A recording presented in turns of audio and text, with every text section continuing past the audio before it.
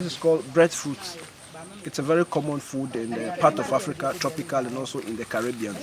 This particular seed was brought to Ghana Permaculture Institute by the son of Marcus Garvey, the former freedom fighter, Julius Garvey, because he realized that it's very common in Caribbean. It's the future food that people are supposed to eat. It's like yam, so you can fry it, you can cook it. So he brought the seedlings to be propagated and distributed among the farmers in Africa. So he brought it from America to the Ghana Permaculture Institute. About 4 years, between 3 and 4 years. Yeah, and because I learned this was planted about 3 to 4 years ago, or about 5 years. It's just like anyhow they used to yam. You can peel it fresh and then you cook it, or you can put it like the whole ball of it like that on fire, on coal pot, until when it become black, you can peel the black aspect of it. It becomes just very white, just like a yam. They call it breadfruit.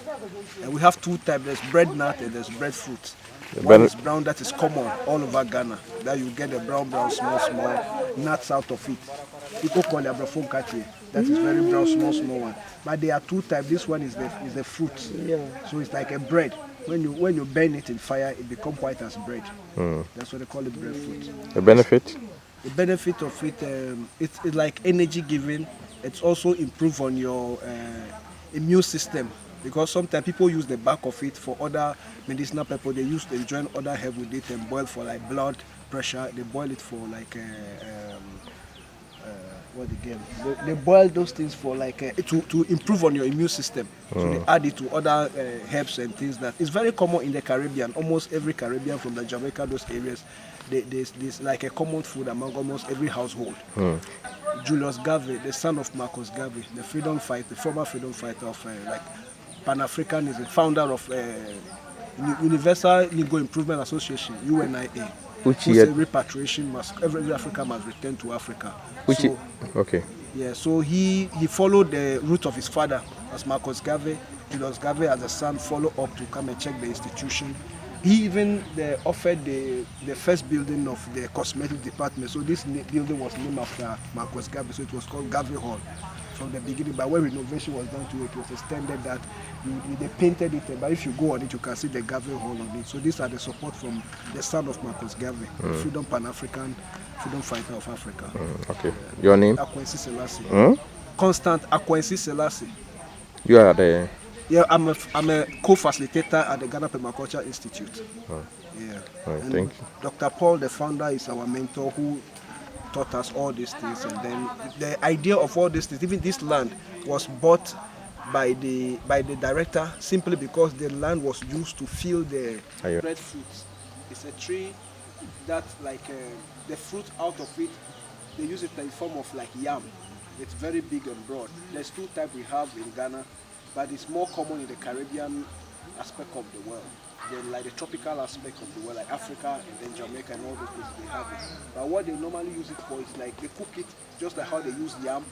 Like they can use in the replacement of yam, how they pan fufu, just anything they can use yam for, that's what they can use it for as a breadfruit.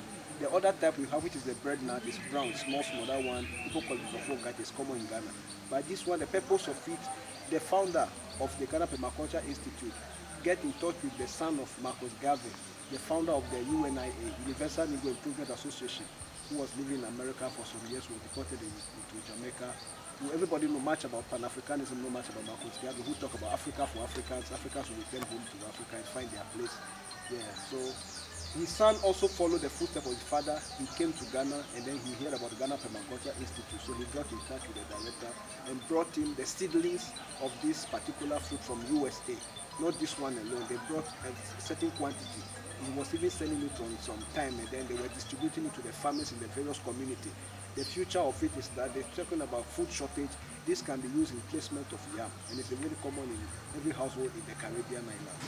So that's why he brought it here as his part of contribution. And we have a festival we call like seed festival of seed exchanging.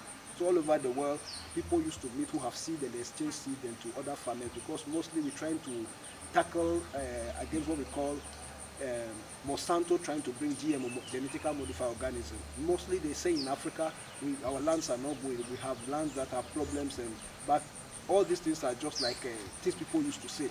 Because what we have in Africa as problem is post-harvest loss. when you go to our bush now, you see a lot of tomato or food is rotting. But how to add value to it for it to last longer, so that in the dry season we don't double buy it. That's our problem. So by bringing in genetically modified organism, like something very new to like digital agriculture, to do agriculture in the offices, not on the field, we don't understand. That's what permaculture want to tackle. Then we are preserving the indigenous seed that were created by nature. So it's not only this seed, but if you go through the school, you see that there are many seeds that are preserved by the old orange seeds, old pawpaw seeds, because people are bringing too much new seeds to the system. So we try to preserve.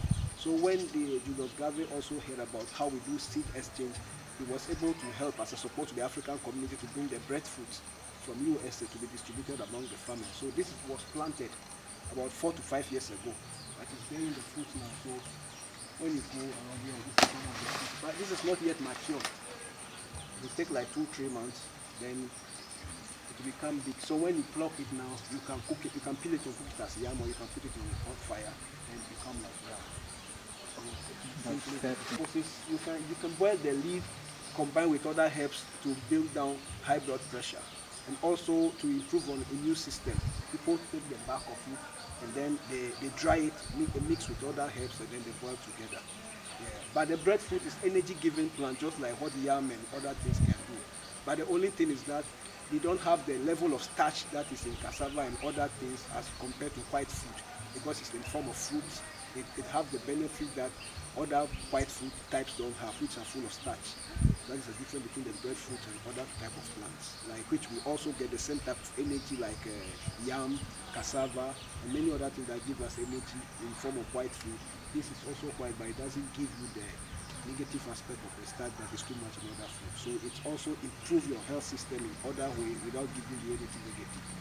The seed, we can only propagate it from the, like you can cut the new branches and then you put it in rooting powder and then you propagate it through that part. That is why the man take it upon himself to distribute seedlings. So there's no way you can, the fruit itself never brings seeds.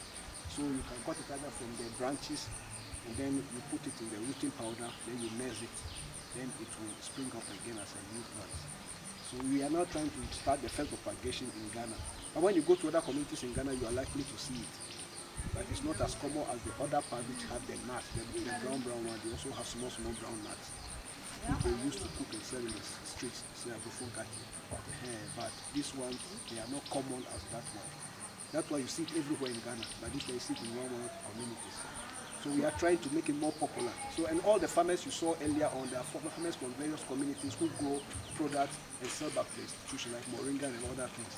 So we give them this also to be integrated within their farm. So a time to come, they can also have the same breadfruit as a type of fruit, not necessarily depending on what they know as their own system of food. For example, what I don't understand about Ghana tree planting and the tree planting exercise is that they talk about tree planting, but they don't concentrate on fruit planting trees. Most of the trees I saw on the street are trees that can grow and grow wild, apart from providing the oxygen or energy that we have. The tree, so if the government can adopt certain edible plants or like fruit trees instead of just, so if it's like maybe oranges, mango or something like years to come, people can walk into the street and pick some fruit. That would be my biggest desire. So this as a plant like this can be adopted by the government. And anyhow they want the support from the Ghana Permaculture Institute, because they do agroforestry, they propagate nurseries in large quantity. So government, anything they want from the propagation of the seedlings, the Ghana Permaculture Institute will be ready to support government in any aspect. It will be very good for government also to replicate what we are doing here